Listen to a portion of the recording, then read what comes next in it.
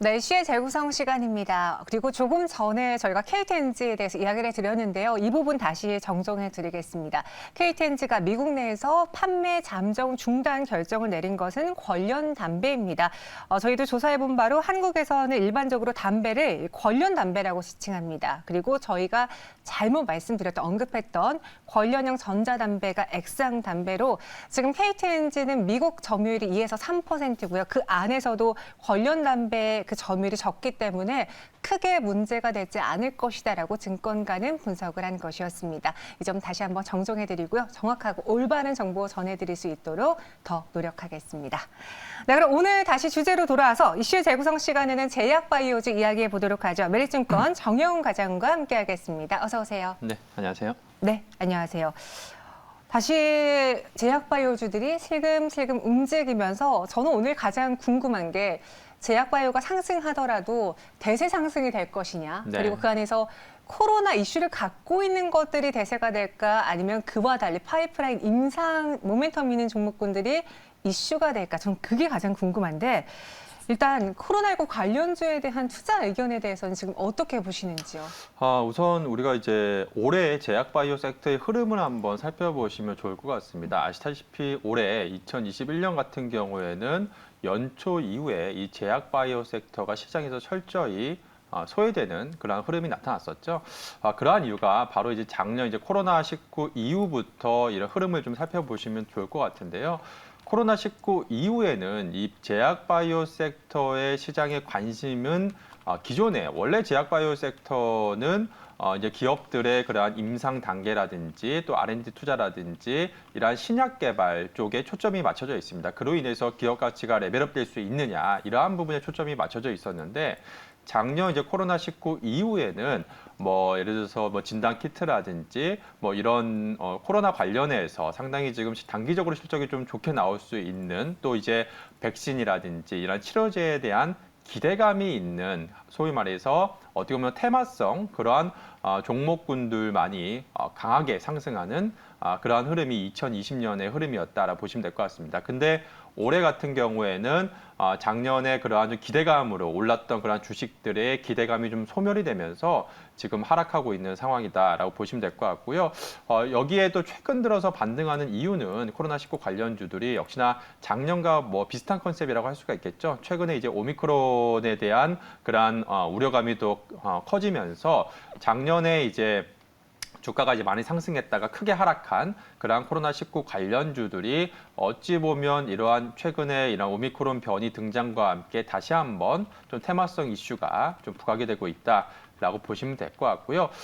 그런데 지금 단기적으로는 그러한 흐름이 보이고 있습니다만 결국에는 그러니까 내년 이후에 좀 긴 그림으로 보자라고 한다면 이 제약바이오 섹터 같은 경우에 코로나로 인해서 움직이는 게 아니라 결국에는 기존의 그러한 제약바이오의 그 R&D 성과로 즉 이제 신약 개발의 결과에 따라서 또 진행 상황에 따라서 이런 기업 가치가 변하기 때문에 궁극적으로 제약바이오 섹터의 기존의 투자자들의 시각으로 다시 좀 돌아갈 가능성이 높지 않을까 그렇게 보고 있습니다.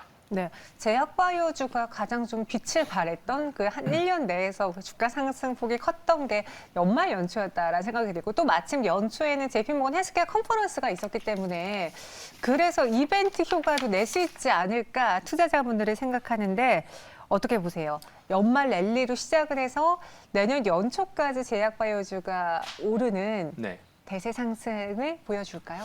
이번에는 한번 그래도 관심 있게 좀 봐야 되지 않을까 싶습니다. 왜냐하면 작년 같은 경우에는 컨퍼런스가 없었죠. 맞습니다. 그러니까 작년에 네. 코로나19로 인해서 없었고요. 그러니까 매년 이제 연초에 이러한 JP모건 이제 컨퍼런스, 헬스케어 컨퍼런스가 있으면서 관련해서 이제 국내 기업들 같은 경우에도 과거에 이러한 그 JP모건 컨퍼런스 때 이제 기술 수출이라고 하는 소위 말해서 뭐 잭팟이라고도 하죠. 이러한 기술 수출 잭팟을 간간히 터뜨렸기 때문에 여기에 대한 뭐 기대감이 있었습니다. 근데 작년 같은 경우에는 없었고요. 또 이제 올해 같은 경우에는 없었죠. 그러니까 2021년에. 그리고 또 올해 같은 경우에는 이 제약바이오 R&D 관련해서 뭐 라이선스 딜이라든지 또한 이제 M&A 자체가 감소를 했습니다. 즉 코로나 영향이라고 할 수가 있겠죠. 그로 인해서 기존 제약바이오 섹터의 그러한 또 기존 신약 개발에 대한 모멘텀이 다소 이제 둔화돼 있는 상황이다라고 볼 수가 있겠습니다. 코로나19로 인해서 이제 임상 개발 자체도 지연이 됐고요. 그러니까 임상을 진행을 하려면 결국 환자를 모집을 해서 임상을 해야 되는데 사실 뭐 지금 현실적으로는 어려운 상황이죠. 지금 뭐 코로나 지금 환자를 지금 뭐 수용할 지금 뭐 입원실도 지금 부족한 병상도 부족하죠. 그렇죠. 병상이 부족한 상황이기 때문에 사실상 지금 물리적으로 원활한 그런 정상적인 임상을 진행할 수가 없는 상황입니다. 그래서 사실상 지금 임상 개발 자체가 지금 지연이 돼 있는 상황이다라고 볼 수가 있겠고요.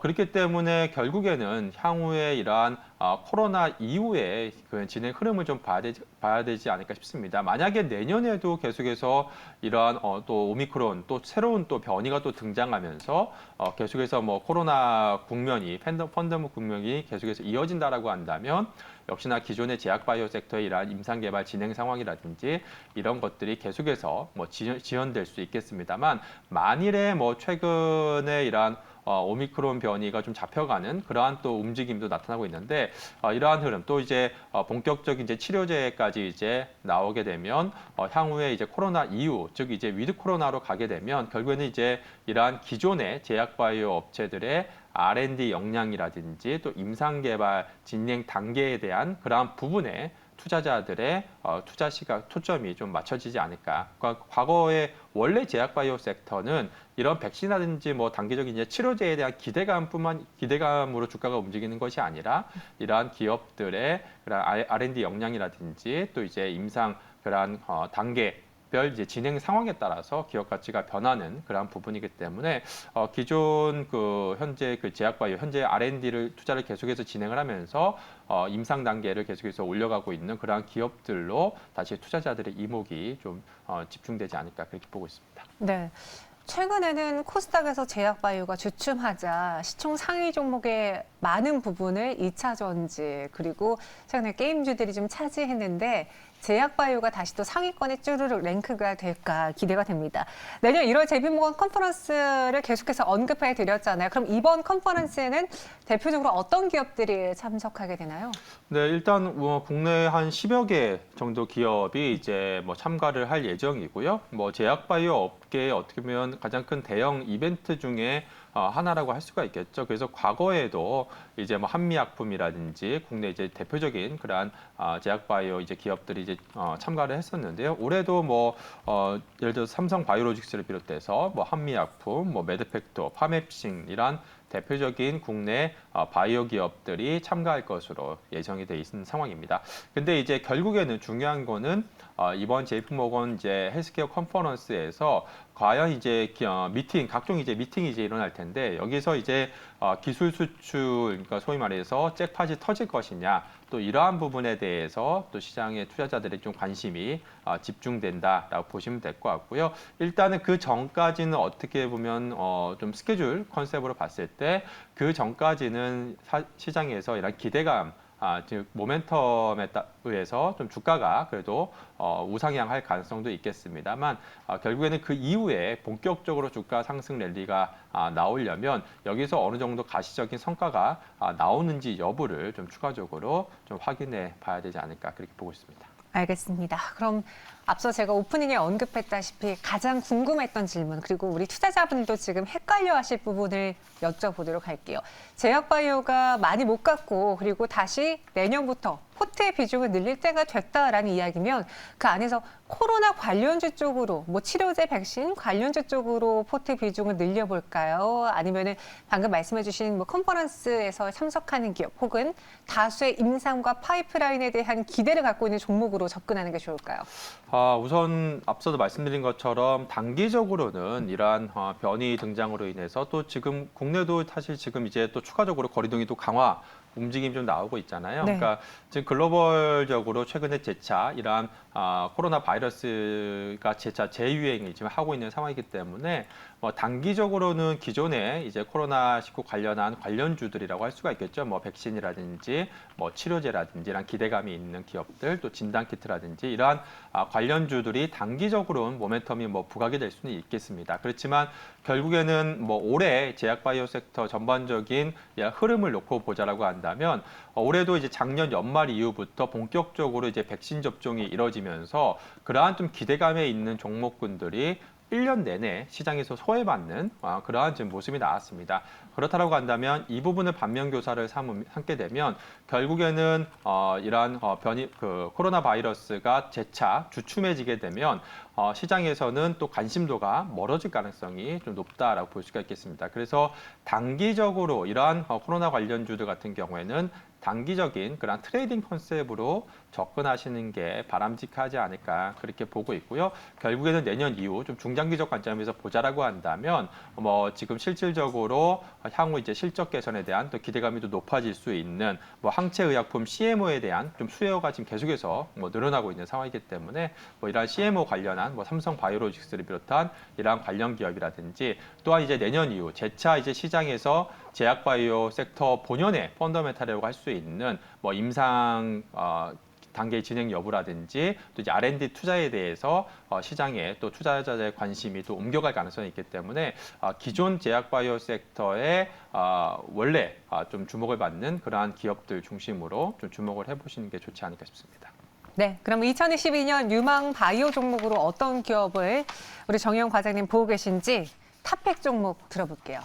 탑픽으로는 저는 개인적으로는 지금 현재 시점에서 유한양행을 한번 주목을 해보시면 좋지 않을까 싶습니다. 그러니까 앞서 말씀드린 것처럼 유한양행 같은 경우에는 실질적으로 지금 내년 이후에 이러한 기존에 이제 계속해서 진행해 왔었던 이러한 R&D 투자와 또 신약 개발에 대한 그러한 모멘텀이 좀 부각이 될 수 있지 않나 싶습니다. 그래서 최근에도 주가 흐름을 보시면 기관 투자자들의 지속적인 순매수가 유입되면서 주가가 꾸준하게 지금 우상향 곡선을 지금 그리고 있는 상황인데요. 이러한 기대감이 좀 반영되고 있지 않나 그렇게 보고 있습니다. 특히나 이제 내년 초에 앞서 말씀드린 그런 JP 모건 헬스케어 컨퍼런스 관련해서 또 이제 모멘텀이 좀 부각이 될 수 있다라는 점에서 현재 시점에서 좀 주목을 해보시면 좋을 것 같고요. 일단 내년 같은 경우에는 지금 이제 폐암 치료제라고 할 수 있는 렉나자 레이저 티닙이라고 하죠. 이 렉나자의 글로벌 시장 진출과 더불어서 이런 기술 수출 파이프라인 수익 인식이 본격화 될 수 있기 때문에 관련해서 이제 추가적인 모멘텀이 부각이 될 수 있다 볼 수가 있겠고요. 또 최근에 이제 비알코올성 간염 치료제죠. 그러니까 우리가 보통 이제 술을 많이 마시면 이제 많이 이제 간염에 걸리고 이제 그렇게 되는데 술을 마시지 않더라도 최근에 이제 간염에 걸리는 그러한 환자들이 굉장히 좀 늘어나고 있는 상황입니다. 관련해서 이 뇌시 그 파이프라인 개발도 지금 본격화되고 있는 그러한 상황이고요. 현재 임상 1상 진입에 따라서 향후 추가적으로 파이프라인 가치가 좀 상승할 것으로 그렇게 기대가 되고 있습니다. 즉 유한양행 같은 경우에는 현재 기존의 이제 안정적인 실적과 더불어서 추가적으로 내년부터 본격적으로 R&D 모멘텀이